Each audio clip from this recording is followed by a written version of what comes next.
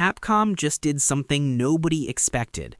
30 years after Raccoon City was wiped off the map, they went back. Resident Evil Requiem launched on February 27, 2026 for PlayStation 5, Xbox Series X/S, PC, and Nintendo Switch 2, and it is already being called one of the best entries the franchise has ever produced. This is the 9th mainline Resident Evil game, and at the center of it is a character the series has never given the spotlight to before. Grace Ashcroft is an FBI analyst, not a soldier, not a special agent, not a superhero with a gun. She is a woman haunted by one night 8 years ago when she watched her mother get murdered inside the Wrenwood Hotel. Now, that same hotel is at the center of a new string of mysterious deaths, and she has been sent back to investigate. The case that broke her is the case she must solve. Her mother, Alyssa Ashcroft, is not a stranger to longtime fans. Alyssa was a playable character in Resident Evil Outbreak back in 2003, a journalist who survived Raccoon City and spent years trying to expose Umbrella's crimes. Her death inside that hotel connects decades of franchise history directly into this new story, and for the first time, Resident Evil Outbreak is no longer a footnote. It is fully canon and central to everything happening here.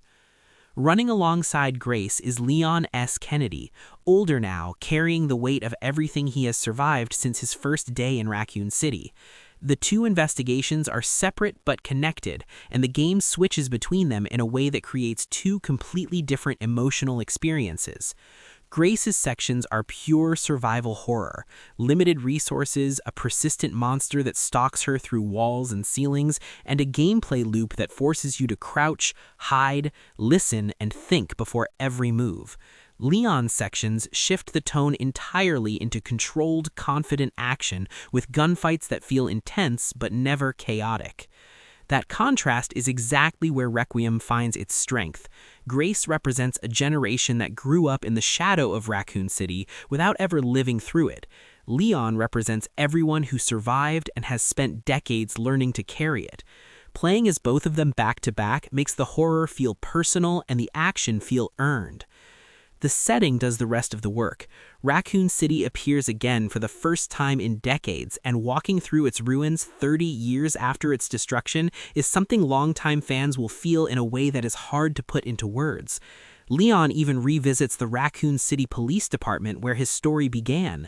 The game is filled with that kind of deliberate, layered reference, and it rewards every player who has been along for the full journey. Critics who have reviewed the game note that the first half leans hard into horror and atmosphere before gradually shifting toward heavier action as the story progresses. For some players, that transition feels natural. For others who came purely for the scares, it is noticeable. The absence of a mercenaries mode has also drawn criticism from a portion of the fanbase. These are real complaints worth knowing before you buy. But the bigger picture is this. Resident Evil Requiem arrives 30 years into one of gaming's most important franchises, and it does not coast on nostalgia.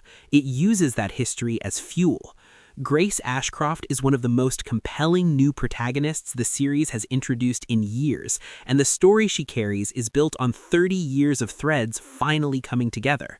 Whether this becomes your favorite entry in the series depends on what you love most about Resident Evil, but one thing the game makes absolutely clear is that Raccoon City still has stories left to tell, and Capcom is not finished telling them.